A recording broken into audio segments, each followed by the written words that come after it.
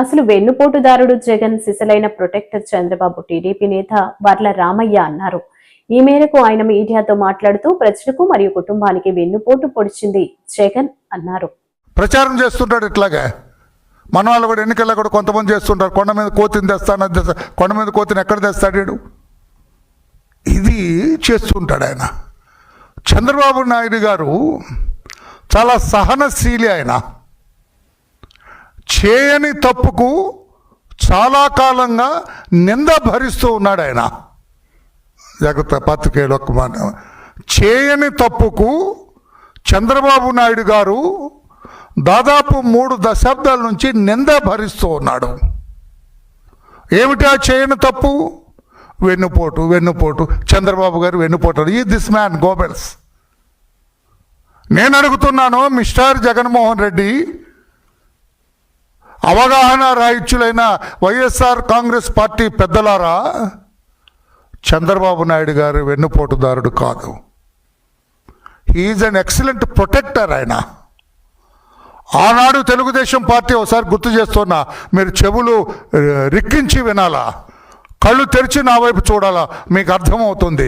ఇక నోరెత్తరు, ఆయన్ని వెన్నుపోటు అంటానికి ధైర్యం చేయరు మీరు. ఆనాడు తెలుగుదేశం పార్టీ స్వర్గీయ నందమూరి తారక రామారావు గారు ఆయనని ఆవరించిన, I would like to draw your attention, ఆయనను ఆవరించిన ఒక దుష్ట శక్తి చేతుల్లోకి పోయింది తెలుగుదేశం పార్టీ. ఆ పాతకాలం వాళ్ళందరూ జగన్మోహన్ రెడ్డికి తెలియదు. అప్పుడు ఒక బచ్చా అతను, అక్కడ ఒక చిన్నవాడు, చదువుకుందామా చదువు మానేద్దామని మీమాంసలో కొట్టుమిట్టాడుతున్న రోజులు అవి.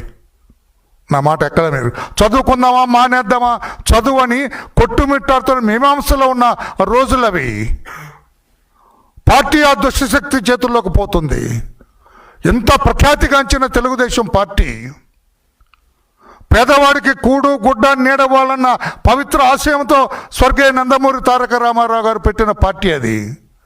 ప్రజలందరూ ఆయనకు మద్దతు పలికారు. ఎంతో ఎంతో గొప్ప గొప్ప ఉద్యమాలు చేసిన పార్టీ అది.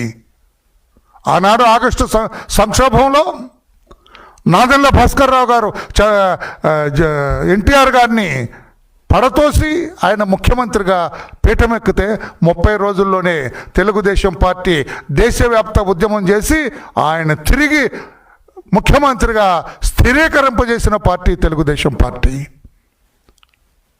ఉక్కు మహిళగా పేరు పొందిన ఇందిరాగాంధీ గారిని అనకూడదు కానీ మెడలు వంచి మరలా నందమూరి తారక రామారావు గారిని ముఖ్యమంత్రిగా కూర్చోబెట్టిన పార్టీ తెలుగుదేశం పార్టీ. భారతదేశ వ్యాప్తంగా కూడా ఉద్యమం జరిగింది.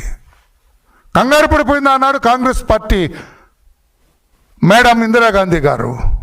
అటువంటి బ్రహ్మాండమైన చరిత్ర కలిగిన తెలుగుదేశం పార్టీ ఒక దుష్ట శక్తి చేతుల్లోకి పోతుంది. భవిష్యత్తులో కనుమరుగైపోతుంది. పార్టీ నాశనం అయిపోతుంది. పార్టీ అడుగంటిపోతుంది.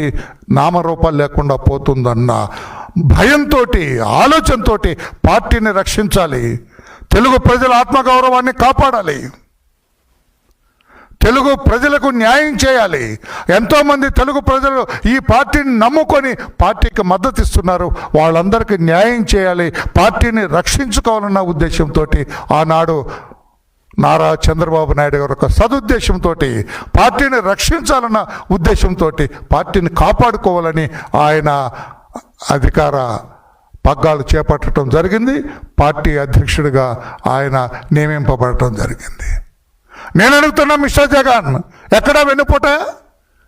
బుద్ధి జ్ఞానం లేకుండా మీ వాళ్ళందరూ మాట్లాడుతున్నారు, అవగాహన లేకుండా మాట్లాడుతున్నారు. మా పార్టీని మేము కాపాడుకోవటం కోసం, మా పార్టీని ఆ దుష్ట శక్తి చేతుల్లో నుంచి రక్షించుకోవటం వెన్నుపోట? What nonsense your all talking? బుద్ధి జ్ఞానం ఉండక్కర్లా మాట్లాడేటప్పుడు, సిగ్గు శరం ఉండక్కర్లా మాట్లాడేటప్పుడు, మనం మాట్లాడేది కరెక్టా కాదని అనక్కర్లా. నేను ఈరోజు చెబుతున్నా, చంద్రబాబు నాయుడు గారు ఏనాడు కూడా ఎవరిని కూడా వెన్నుపోటు పొడిచిన మనిషి కాదు. మీరు వెన్నుపోటుకు బ్రాండ్ అంబాసిడర్స్, మీరు మీ కుటుంబం.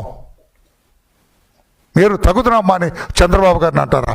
ఇక నుంచి వెన్నుపోటు అని ఎవరన్నా అంటే రండి, ఓపెన్ డిబేట్కి రండి. అది వెన్నుపోటు కాదు. మా పార్టీని మేము రక్షించుకోవటం నేను అంటాను. వెన్నుపోటు నువ్వు అంటావు అంటే what do you want to say mister Jagan? ఆ దుష్టశక్తి చేతుల్లోనే ఉంటే పార్టీని నీతో పాటుకి ప్రయాణం చేసారా? ఆ దుష్టశక్తి మీతో పాటు నడిచి ఉండేనా? మా పార్టీ ఏమయ్యేది? తెలుగుదేశం పార్టీ ఏమయ్యేది? చంద్రబాబు గారు ఆ రోజున పార్టీని ఆయన చేతుల్లోకి తీసుకోకపోతే, పార్టీ నాయకులందరూ కూడా ఆ దుష్టశక్తి కబంధ హస్తాల నుంచి ఆ పార్టీని బయటకు లాగకపోతే ఏమయ్యేది? మీతో పాటు నడిచేదా ఆ పార్టీ? అందుకే